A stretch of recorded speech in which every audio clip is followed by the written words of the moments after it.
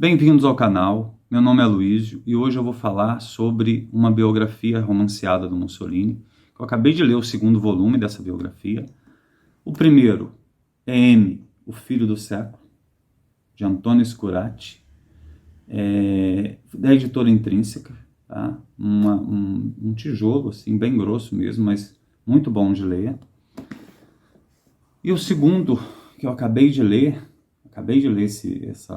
esse segundo volume aqui, é M, o Filho da Providência, o Homem da Providência, desculpe.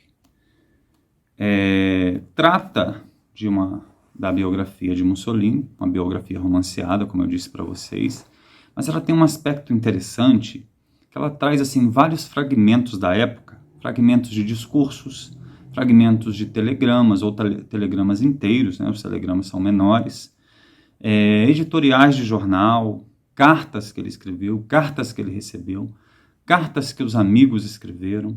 Então, assim, há uma série de informações aqui, há uma série de fragmentos que seria muito difícil da gente ter acesso. E, além de ter acesso, eles já vêm selecionados por época, por situação. Então, assim, dá uma credibilidade à obra, porque reforça aquilo que o autor está escrevendo, né? E a gente tem detalhes assim muito íntimos da vida do Mussolini. A gente tem acesso a um aspecto privado da vida do Mussolini que não é fácil de se ter, não é comum. Tá? Então nós temos acesso ao seu contato com as mulheres, a sua vida noturna, enfim, as suas tratativas para formar o partido fascista, para criar um movimento fascista, melhor dizendo. Né? Então, assim, é um livro bom de ler, é um livro fácil de ler, e ele é recheado dessas informações que a gente pode até pular, mas elas não são grandes. Elas dão até uma quebra na leitura, como uma leitura grande, é um livro de muitas páginas, ela dá uma quebra na leitura que facilita ler, né? Dá uma sensação de que você está adiantando na leitura. Então, nós temos um primeiro momento que a gente vê o movimento fascista sendo construído, sendo elaborado, com seus percalços, com suas dificuldades, com suas possibilidades de não vir a existir. Hoje é fácil a gente saber, porque ele já existiu, já desapareceu na Itália, mas ali a gente vê todas as dificuldades, todos os conflitos que ele teve que enfrentar. A segunda parte, Mussolini já está no poder, né? A gente vê assim, problemas de saúde do Mussolini, uma vez no poder, problemas de saúde que não podem ser reportados para a população. Há meio que assim, uma proteção, uma cortina que tenta impedir de ver a humanidade plena desse homem, porque ele quer se apresentar como um super-homem para a população. O fascismo, ele acredita muito nisso. Então, assim, é uma obra interessante, é uma obra excelente para a gente entender como o fascismo se formou na na Itália, como ele se formou na Itália, como ele cresceu, como ele se consolidou, como ele convenceu as pessoas, né? Disseca, e a gente pode ver por dentro aspectos desse movimento, desse poder se constituindo.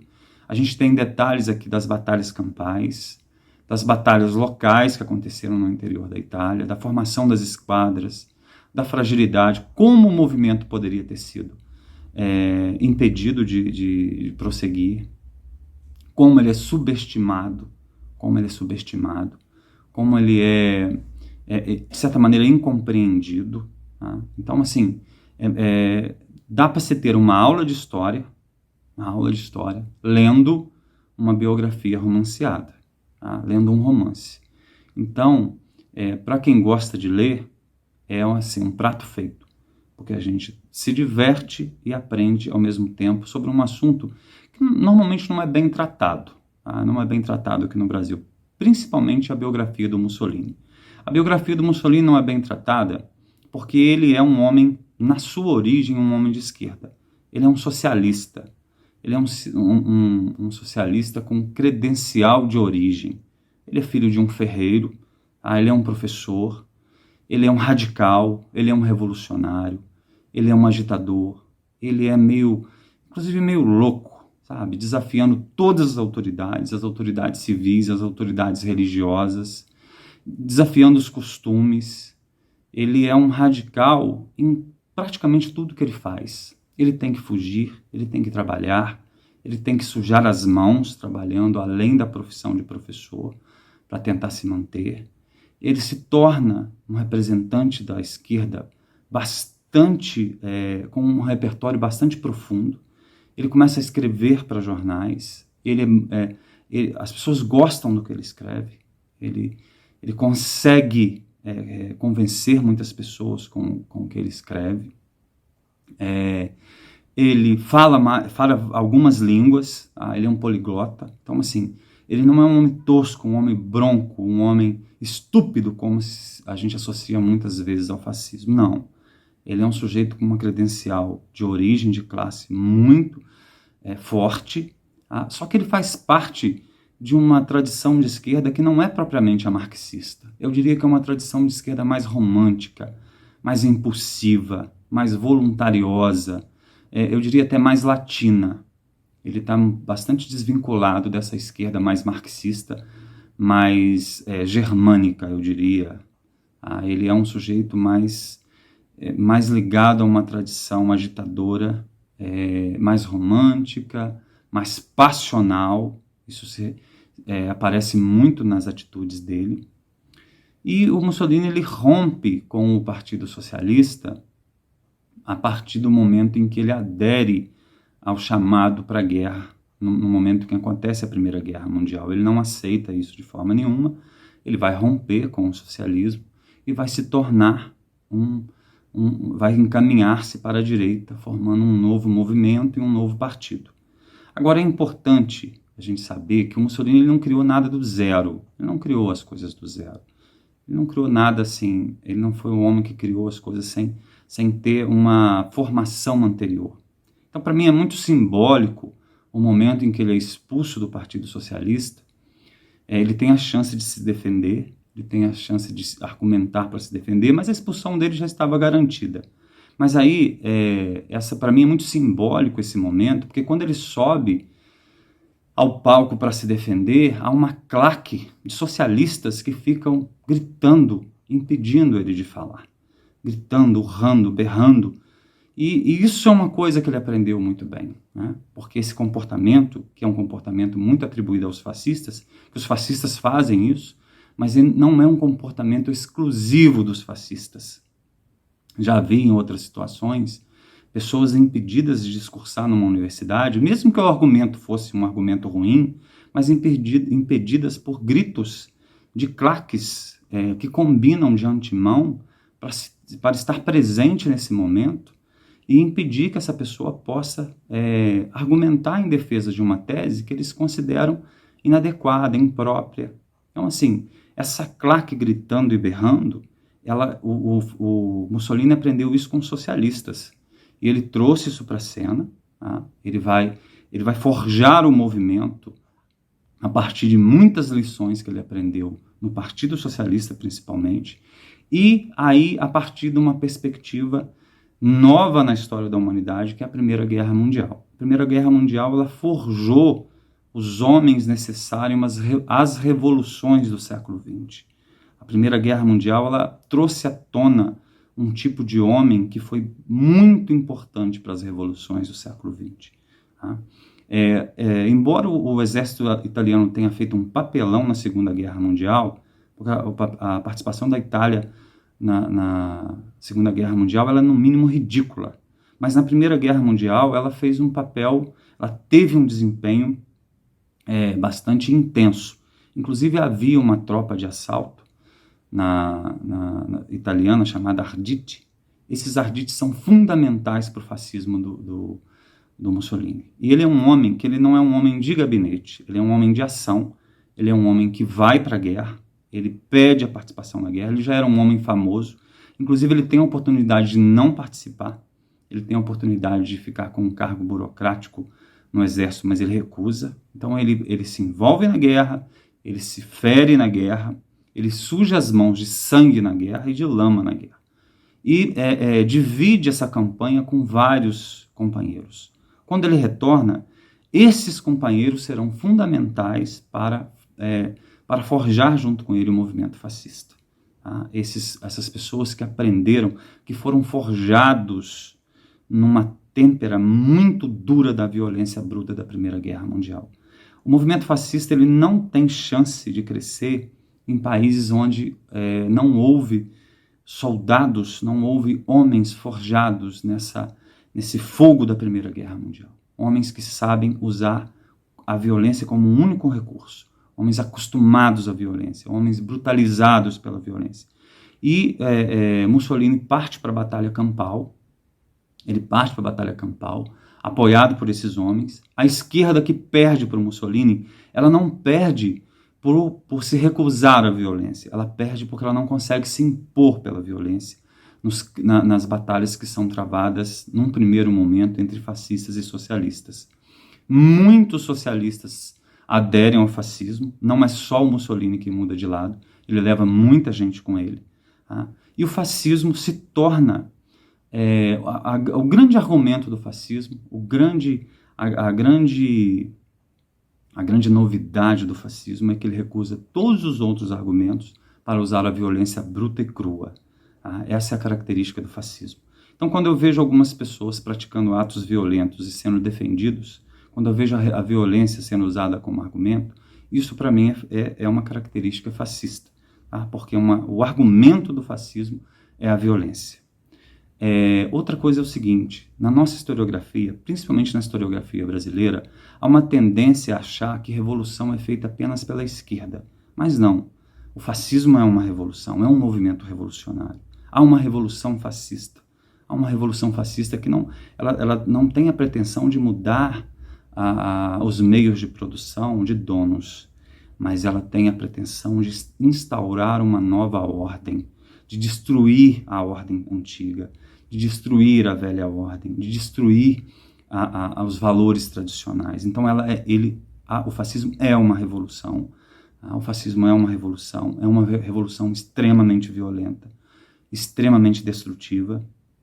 É uma revolução da ralé, é uma revolução do ressentimento, é uma revolução dos ressentidos, é uma revolução que se volta contra toda a decência, contra toda a elegância, contra toda a civilidade, como as outras revoluções, como a outra revolução que aconteceu no século XX, as outras grandes revoluções que aconteceram no século XX. Porque, na verdade, esses revolucionários ressentidos, com uma filosofia de gangster, eles não estão tão incomodados com injustiça. Não é tanto a injustiça que os incomoda. O que mais incomoda esses revolucionários é a decência, a lentidão da antiga ordem, assim, num sentido de que essa antiga ordem ela é decrépita, ela é atrasada, ela é superada. Eles, na verdade, veem a democracia e a sociedade liberal, a sociedade aberta, como um cadáver apodrecendo que precisa ser chutado para a lata de lixo da história. É isso que eles querem fazer. Eles querem pegar esse cadáver apodrecido das velhas tradições e arrastar isso para o lixo de forma bruta, de forma violenta, de forma rápida. Tudo que é negociação, tudo que são tratativas, tudo que é diplomacia, isso para eles é um erro, isso para eles é um vacilo.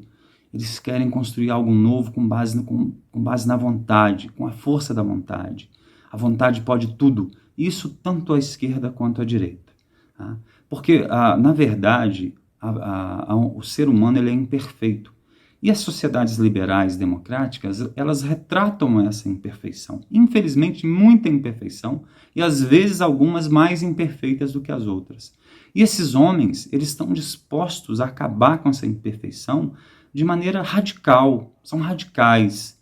Eles querem acabar com essa imperfeição e eles têm um remédio para isso. É a violência bruta e simples. Eles não querem. Como já se disse, a imagem de uma bota pisando num rosto, chutando um rosto, chutando quem estiver na frente. Sabe? Eu vejo hoje alguns imitadores de Mussolini, ou pretensos imitadores de Mussolini, toscos, brutos, incapazes, que não têm formação política nenhuma, mas continuam sendo subestimados, tá? Continuam sendo subestimados. Agora, algo que se pode dizer de Mussolini, embora ele tenha apelado para esse caminho da brutalidade, da violência, da solução imediata dos problemas, ele era um sujeito culto, ele era um sujeito bem formado, ele era um sujeito que falava muitas línguas e que entendia bastante de política e que deixou um legado terrível no século XX. Não só ele, mas ele, assim como outros. Tá? E toda vez que alguém tenta substituir o argumento pela violência, ele está agindo como um fascista. Assim como aquele gangster da Rússia tenta fazer hoje, está tentando fazer na Ucrânia. Embora ele não seja um fascista, é uma atitude muito parecida com o fascismo. Toda vez que uma pessoa sobe em cena para argumentar com as mãos, com os pés, com porretes ou com armas, ele está imitando um gesto fascista. Então, eu tenho visto na nossa sociedade, nos últimos tempos, uma brutalidade aparecendo, uma violência aparecendo em vários sinais que me entristece profundamente, porque são sinais ruins, são sinais de uma sociedade que não aceita as imperfeições da democracia, não aceita as imperfeições da sociedade liberal e querem purificar essa sociedade, e purificar essa sociedade através da violência. E eu tenho visto muitas pessoas que querem arrastar o sistema no qual a gente vive para a lata de lixo, para erguer uma coisa nova, de forma truculenta, de forma brutal, e que não consegue ver nada de positivo na nossa sociedade aberta. Nada de positivo. É como se nós vivêssemos no pior dos mundos possíveis. E elas querem destruir isso para construir algo novo. Gritando, berrando pelas ruas, jogando pedras, destruindo estátuas, quebrando vidraças, espancando as pessoas que pedem uma máscara na entrada de uma porta, que não param na frente de uma senhora, que não param na frente de um senhor, que não param na frente de um mais fraco, porque eles não conhecem um outro argumento, eles só conhecem a força. Essas pessoas são perigosas. Essas pessoas, elas não são pessoas, no mais das vezes, letradas. Mas as letradas, quando agem assim, vocês podem ter certeza, elas são mais perigosas ainda. Bem, um abraço a todos e até o próximo vídeo.